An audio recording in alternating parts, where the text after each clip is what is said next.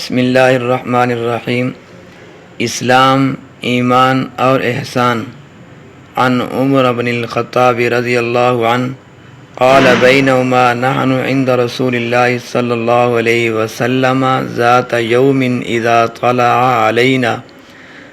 رجل شدید بیاض الثیاب شدید سواد الشعر لا یرى علیہ اثر السفر ولا يعرفه منا احد حتى جلس الى النبي صلی اللہ علیہ وسلم۔ حضرت عمر بن خطاب رضی اللہ عنہ سے روایت ہے کہ ہم ایک دن رسول اللہ صلی اللہ علیہ وسلم کی خدمت میں حاضر تھے۔ اسی حدیث کی ایک دوسری روایت سے معلوم ہوتا ہے کہ اس وقت مجلس مبارک میں صحابہ کا ایک مجمع تھا اور حضرت ان سے آپ علیہ الصلوۃ والسلام ان سے خطاب فرما رہے تھے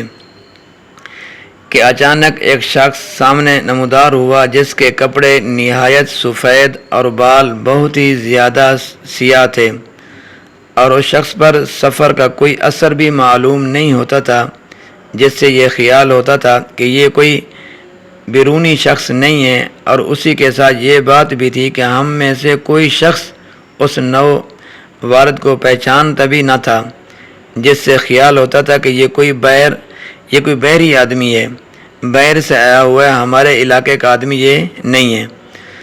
تو یہ حاضرین کے حلقہ میں سے گزرتا ہوا آیا، یہاں تک کہ رسول اللہ صلی اللہ علیہ وسلم کے سامنے آ کر دو زانوں اس طرح بیٹھ گیا کہ اپنے گھٹنے حضرت صلی اللہ علیہ وسلم کے گھٹنوں سے ملا دیے، اور اپنے ہاتھ حضور صلی اللہ علیہ وسلم کی رانوں پر رکھ دیے، اور کہا اے محمد صلی اللہ علیہ وسلم، مجھے بتلائیے کہ اسلام کیا ہے؟ تو آپ صلی اللہ علیہ وسلم نے فرمایا، اسلام یہ ہے، یعنی اس کے ارکان یہ ہیں کہ دل اور زبان سے تم یہ شہادت ادا کرو، یعنی کہ تم شہادت دو کہ اللہ کے سوا کوئی الہ اور کوئی ذات عبادت اور بندگی کے لائق نہیں، اور محمد صلی اللہ علیہ وسلم اس کے رسول ہیں، اور نماز قائم کرو اور زکوٰۃ ادا کرو، اور ماہ رمضان کے روزے رکھو، اور اگر حج بیت اللہ کی تم استطاعت رکھتے ہو تو حج کرو۔ اس نووارد وسائل نے جو آیا ہوا شخص نے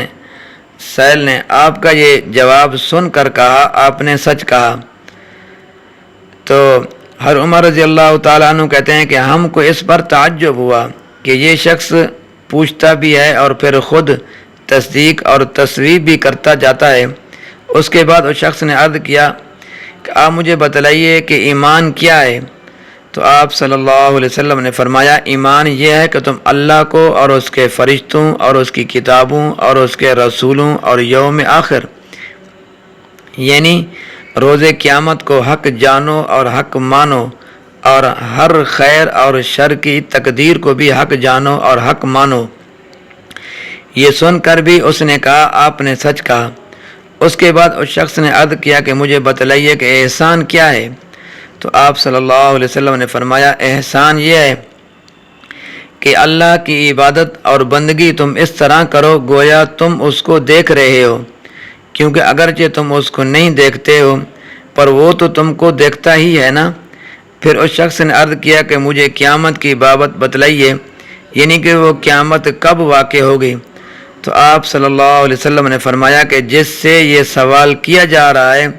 وہ اس کو سوال کرنے والے سے زیادہ نہیں جانتا۔ پھر اس نے عرض کیا کہ تو مجھے اس کی کچھ نشانیاں بتا دیجئے۔ تو آپ صلی اللہ علیہ وسلم نے فرمایا، اس کی ایک نشانی تو یہ ہے کہ لونڈی اپنی مالکہ اور آقا کو جنے گی، اور دوسری نشانی یہ ہے کہ تم دیکھو کہ جن کے پاؤں میں جوتا اور تن پر کپڑا نہیں ہے، اور جو نئی دس اور بکریاں چرانے والے ہیں، وہ بڑی بڑی عمارتیں بنانے لگیں گے، اور اس میں سے ایک دوسرے پر بازی لے جانے کی کوشش کریں گے۔ حضرت عمر رضی اللہ تعالیٰ عنہ کہتے ہیں کہ یہ باتیں کر کے یہ شخص چلا گیا۔ پھر مجھے کچھ عرصہ گزر گیا تو حضور صلی اللہ علیہ وسلم نے مجھ سے فرمایا، اے عمر رضی اللہ تعالیٰ عنہ، کیا تمہیں پتہ ہے کہ وہ سوال کرنے والا شخص کون تھا؟ میں نے عرض کیا اللہ اور اس کا رسول صلی اللہ علیہ وسلم ہی زیادہ جاننے والے ہیں۔ تو آپ صلی اللہ علیہ وسلم نے فرمایا کہ وہ حضرت جبرائیل علیہ السلام تھے، تمہاری اس مجلس میں اس لیے آئے تھے کہ تم لوگوں کو تمہارا دین سکھا دیں۔ یہ حدیث صحیح مسلم کی ہے اور صحیح بخاری اور مسلم میں یہی واقعہ حضرت ابو ہریرہ رضی اللہ تعالیٰ عنہ کی روایت سے بھی مروی ہے۔ تو اس حدیث میں سائل کے سوال کے جواب میں حضرت صلی اللہ علیہ وسلم نے 5 امور کا بیان فرمایا۔ اسلام،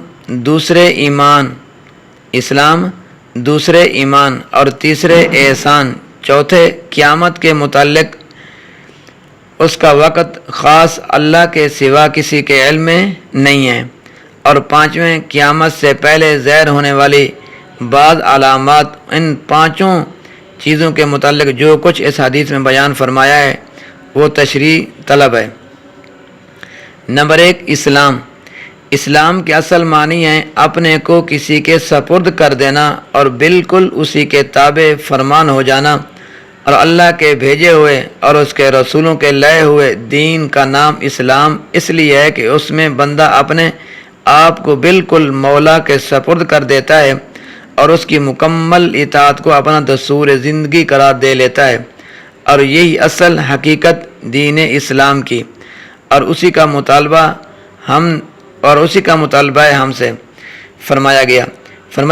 فَإِلَٰهُكُمْ إِلَٰهٌ وَاحِدٌ فَلَهُ أَسْلِمُوا، تمہارا اللہ وہی الہ واحد ہے، لہذا تم اسی کے مسلم یعنی اس کے مطیع ہو جاؤ۔